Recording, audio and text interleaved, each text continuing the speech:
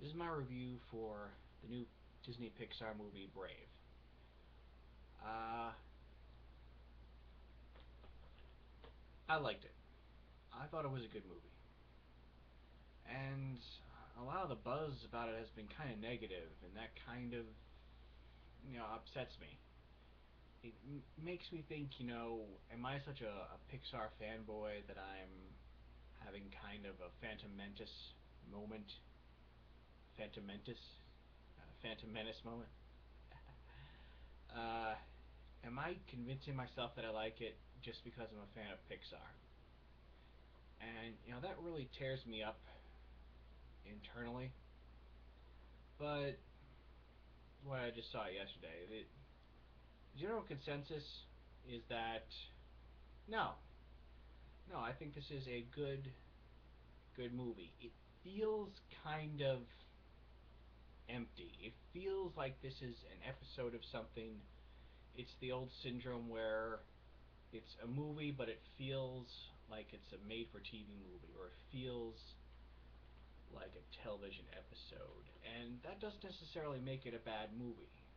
It makes it less than a really, really great blockbuster like The Avengers, which has all that good stuff and lots more. So it's totally worth going out and paying the extra $3 for the 3D glasses, and you want to get lots of expensive popcorn, which would cost you 3 cents at home, but it costs you $12 there, and you don't care because it's a great experience and there's so much richness to it, and you're just having a great time.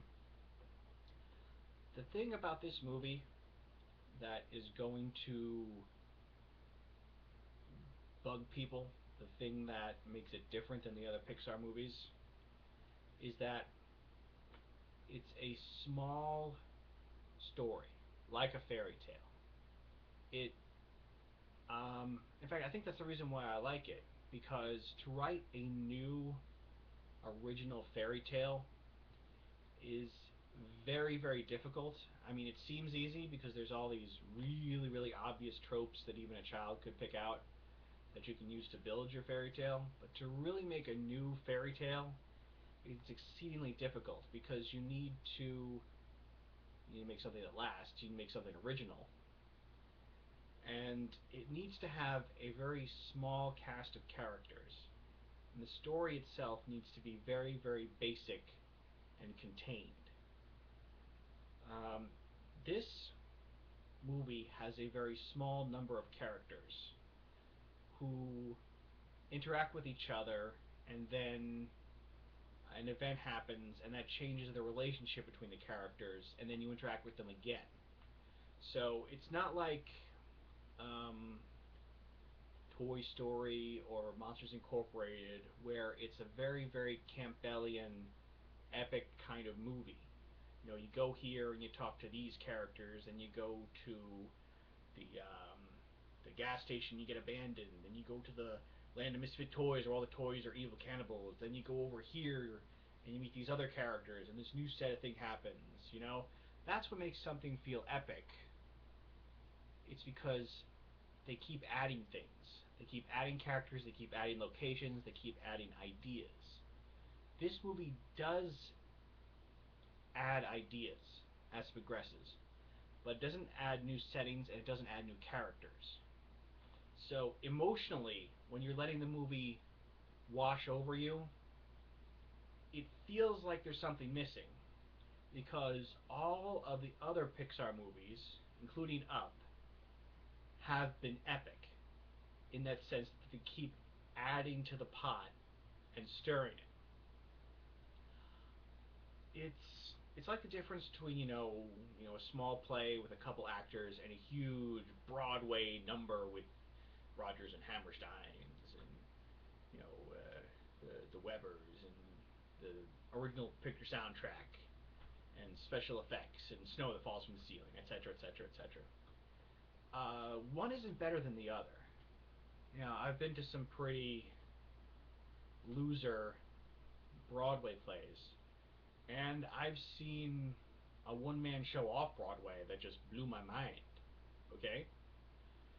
So I understand how people in their hearts feel like this is a lesser Pixar movie. They feel like it's a bad Pixar movie, like it's a direct to DVD piece of blah, and it's not worthy of their ticket or their admiration or whatever. I feel just the opposite.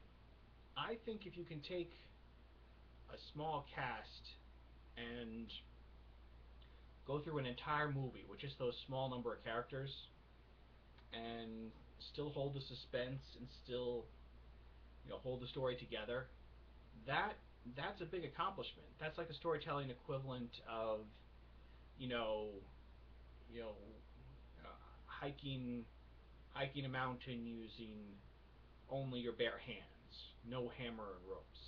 You know, it's that kind of an accomplishment. And well, I definitely give the movie a full price. Give it 5 stars. You know, I'm not going to give any spoilers. I'm not going to talk about what happens in the plot. I think I've said my piece. Um, I I've listed why I think people are disappointed with it. I listed why I'm not disappointed with it. Um, am I going to rewatch this as many times as I've rewatched the Toy Story movies? Maybe, maybe. I definitely want to see it again. Um, and there are similarities with How to Train Your Dragon, which is a fantastic movie. I'm shocked that DreamWorks was able to make it. Um, those kind of things, they don't bog me down. It's like a Volcano, Dante's Inferno, or Dante's Peak thing. Uh, just because a movie is similar to another movie, I don't take points off for that. It's not that movie's fault. Movies get greenlit in different studios in different places in Hollywood all the time, and they're all kept in the black. No one knows what the other one is doing, and then you know, I mean, if the movie were derivative, I would definitely pick up on that. The movie is not derivative, and it is post How to Train Your Dragon, but it's not ripping that movie off. I mean, it's it's Scottish. I don't know. They both have Colin Ferguson, and he's doing a funny accent, and they're both great movies. And Colin Ferguson is the comic relief in them, and he is a great in both of them. And but I'm not gonna deduct points for that. Other people will. Other people have. Not me. So all in all, great movie. Um, I understand people's problems with it. I respectfully disagree. Definitely recommending it.